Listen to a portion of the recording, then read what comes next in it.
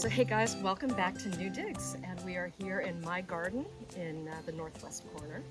Yeah, we thought we'd do a little gardening 101, something that comes up frequently. Yep. At this time of the season especially, if you're buying just about anything, annual plants, perennial plants, trees and shrubs, you may run into the situation where they're root bound. And that's exactly what it sounds like. It just means that the roots are packed really tightly into the pot. They've just been in the pot a little longer than they really want to be, and Right. they need to get sorted out and Yeah. and get in the ground. And a mistake that people make is just taking things directly out of the pot, even if it isn't pot bound, and sticking it right into the ground. And it's always a good idea, I think, to kind of massage the root system and get the roots separated out from each other. We'll show you how to do that. Yeah, sounds good.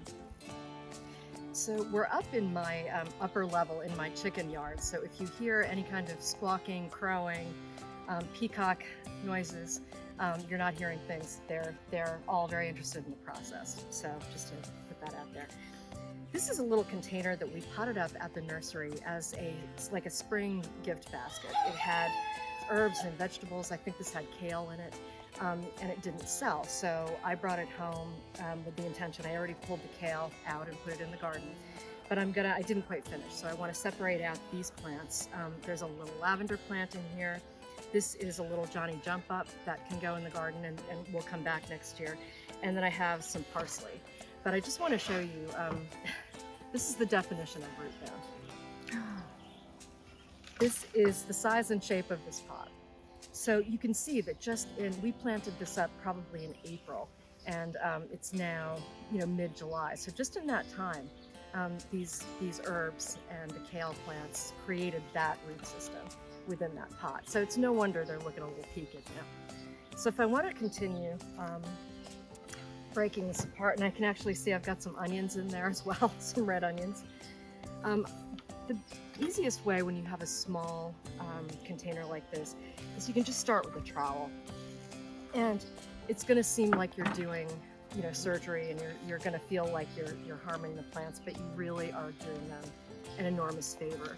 And you just want to try to get everything separated out with enough roots on it so that when you plant it, the roots are going to have maximum contact with the soil. When it's a big mat like this, it's very hard for the individual roots to absorb water. So I'm even going to separate this, it's like two little parsleys, into two pieces. And you can see, even though I've pulled this big mat off, the plant itself that's left still has a decent little root system. So that's going to be sufficient for me to put this in the ground. And you're going to see it's going to grow and thrive. All right, so I'm going to just continue and see what other goodies I have in here. As I said, I think I have some red onions. And again, in planting these, I just want to make sure that they have enough room to grow into a fully formed onion. But each one should have its own little root system, so these are good to go. Find a spot in my garden for those. This is the little Johnny Jump Ups. They look a little ratty. They look like they're leggy, overgrown, so probably when I plant them, I'm going to just give them a snip. Just take some of this top growth off, and it's going to make it easier. It's going to encourage the plant to put out some fresh growth, and especially as we move into some cooler weather, I may even get a flush of bloom this fall. So I've got a couple of those little guys. I don't think there's anything in here. It's just a big old mass of roots. And finally, got a couple more onions here, I think. Yeah. And then finally, I've got this lavender plant. So when I'm in the garden and I know I'm going to be doing some planting, I usually have an assortment of tools with me. In the case of getting a root-bound plant into condition to plant, I don't know how difficult it's going to be, and I don't know, what I'm going to need. So I usually have a trowel. I usually have a pair of pruners. This is a little weeding stick that I found can be helpful if you have to kind of pull apart roots. And I also have a fork and a little spade. I've got this grass here. This is a panicum. This is north wind. And this is going to be a pretty tall grass, and it's in a little pot. This one is going to be, this could get 4 to 5 feet. So you've got a very large scale plant in a very small pot. I'm betting that when I pull it out, it's going to be root bound. Um, a lot of times, we've already been manipulating this just to see, but a lot of times you'll be able to tell a plant is root bound because you're going to have roots coming out the bottom. And so you won't even be able to pull it out of the pot unless you cut those roots off first. So you may end up having to do that. You may also have to push it. Like this is so pot bound, there's no give to it at all. But ideally, it's finally going to come out, and this is dry as a bone because again, it's all roots. There's no soil in here to maintain water. So this is going to be trouble. I'm going to try giving it a stab just to see if I can get any purchase with a hand tool. If I can't, I'm going to go to Plan B, and that's when the real high stakes stuff comes into play, and we start using tools with handles. So let's try. Yeah, so I'm stabbing that with all my might. And what I'm trying to do first is get just the lower level off. Then in addition, I need to kind of get these roots up and down to be loosened up too. So I think I could also at that point, try getting in there and cutting. That would probably work, but I'm gonna try something else. I'm gonna go to Plan B here.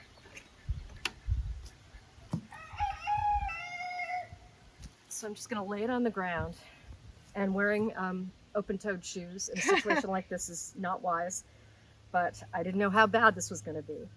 I've made that little divot already, which is helpful, and now I can basically just stab down. Okay, so at least I've got that bottom layer off now.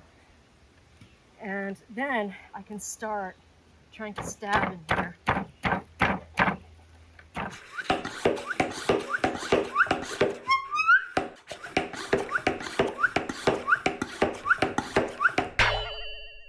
That was going very well, obviously, but I have decided that I'm gonna go pull out the big guns and use the stabby thing.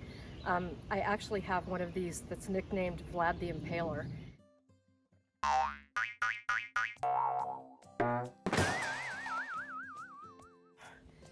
Things don't always go as planned. Things do not always go as planned, and this thing is not going to get the better of me. And I mentioned the garden knife that I have, and this thing is a tetanus shot waiting to happen. It's really rusty, but I'm going to see. This is even scarier than Vlad the Impaler. But what we think now is if we can, and watching our fingers and wrists, if we can sort of cut up and down and just make little divots in it, little wedges, as we try to sort of get into the center. And I know this seems really severe, but This plant deserves it. Yeah. At this point, we're enemies. This is not, I'm trying to help you. This is, I am conquering you.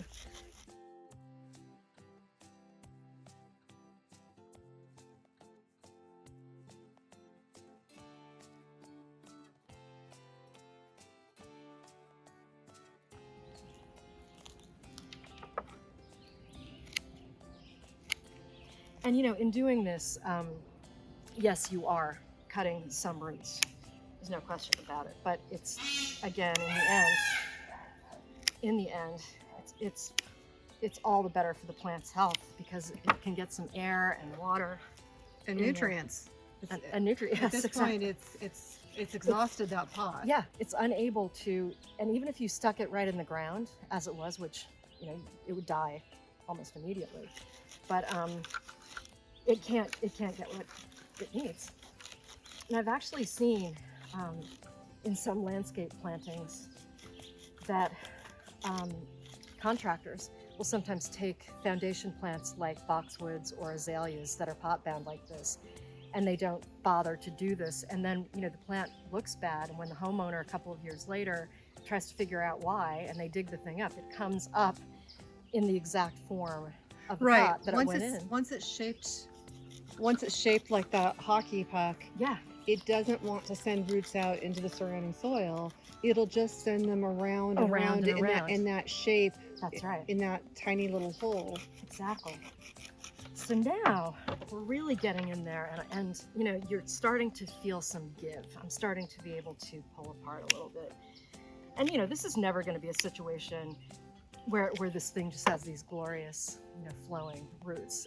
We're going to do our best, but um, even cutting these roots, there's a procedure called root pruning.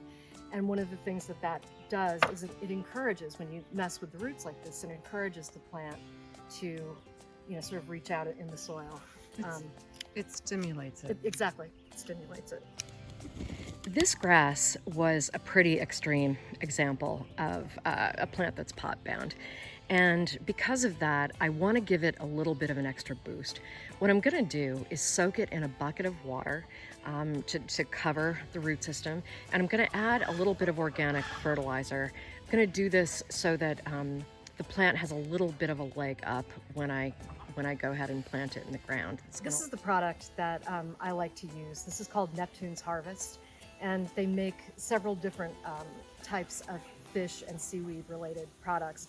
What's great about it is that there are a lot of micronutrients and things in this. And it also has very low numbers, the three numbers here that show the nitrogen, phosphorus, and potassium. And if you buy a fertilizer that has a super high number, like a 50 or something in any of those spots, generally the middle one, you really have to be careful about applying it according to the package directions. With something like this, which is 2, 3, 1, I don't measure all that carefully. You do have to give it a good shake, and as you might expect, it is going to smell like fish. So I just take a couple of capfuls, and it's a brown, goopy, muddy thing. And I probably have like 3 inches of water in here. I'm just gonna stir it around with the added benefit that my hand is now gonna smell like fish and seaweed emulsion. And I'm gonna put my grass in there. So guys, thanks again for joining us today in my garden on New Digs, where we wrestled the giant monster. And I guess we're gonna go try and find a place to put this now that it's been soaking up all the goodness and needs just a quiet place to recover. Yeah, exactly. Exactly. So we hope you enjoyed, and we will see you next time on New Digs. So if you found this interesting, like, subscribe. We'll see you next time. Bye.